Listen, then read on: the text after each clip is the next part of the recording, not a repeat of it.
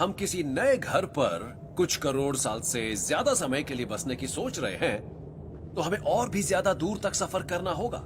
हमें अपना सौर मंडल छोड़कर इंटरस्टेलर स्पेस के बिना तली वाले विशाल समुद्र का सामना करना होगा। शायद आप यही सोच रहे हैं कि हम दूर दराज तारों की तरफ तो नहीं जा रहे। हमने एक बार चंद्रमा की तरफ बढ़ने की कोशिश की थी, लेकिन फिर हम अपनी सुरक्षित पृथ्वी की तरफ लौट आए।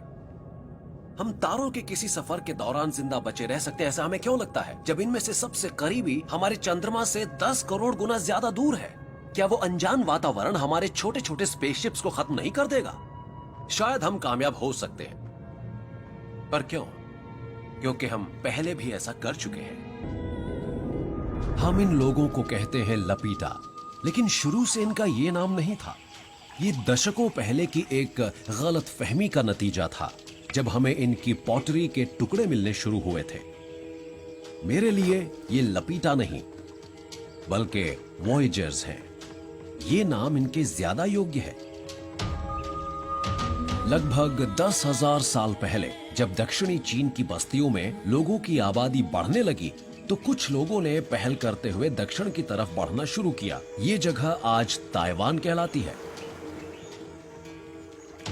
और हमारे ये वॉयेजर हजारों साल से खुशी खुशी वहीं रहते रहे, लेकिन फिर यहां भी भीड़ बढ़ने लगी।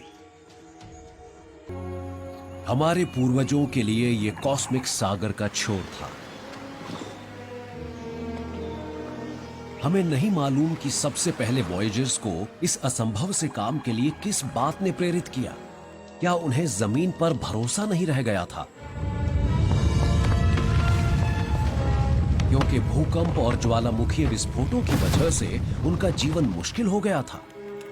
या फिर हमलावर पड़ोसियों ने उनके लिए जिंदगी मुश्किल कर दी थी? कहीं जलवायु में बदलाव से तो उनकी रोजी को खतरा पैदा नहीं हो गया था? क्या उन पर जनसंख्या का दबाव था? कहीं वो ज्यादा शिकार और ज्यादा मछली पकड़कर अपने द्वीप के संसाधन को खत्म तो नहीं करने लगे थे? या फिर वो अपनी उत्सुकता के कारण सागरों को खोजना चाहते थे, उस रहस्यमय दूरी को तय करना चाहते थे, फिर चाहे उसमें कितना ही खतरा क्यों ना हो। खैर, उनका मकसद जो भी रहा हो, धीरे धीरे उन्होंने अपने डर पर काबू पा लिया और जहां पहले कोई नहीं गया था, वहां जाने की तैयारी करने लगे।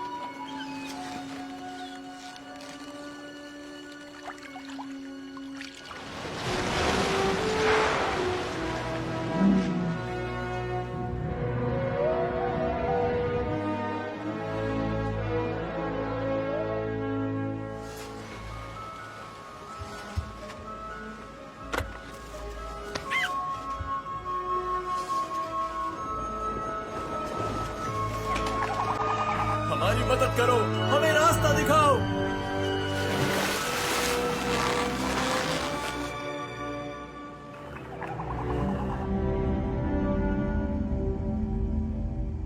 तो उन वॉयेजर्स ने पीढ़ी दर पीढ़ी अपने पूर्वजों द्वारा विकसित की गई नेविगेशन की तकनीकों का इस्तेमाल किया और वो तकनीकें आज भी काम की हैं।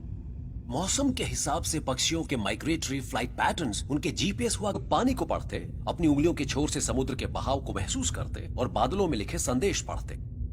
ये वॉयेजर्स वैज्ञानिक थे और ये पूरी प्रकृति थी उनके लिए एक प्रयोगशाला।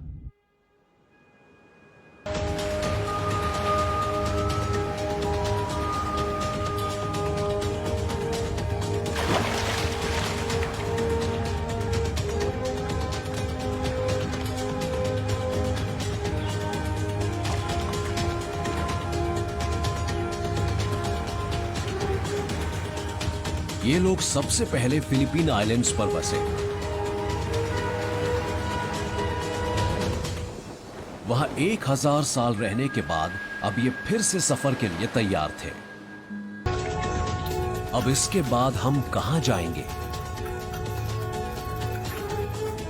ऐसी जगह जहां आप दुनियाओं की किताब पढ़ सकें।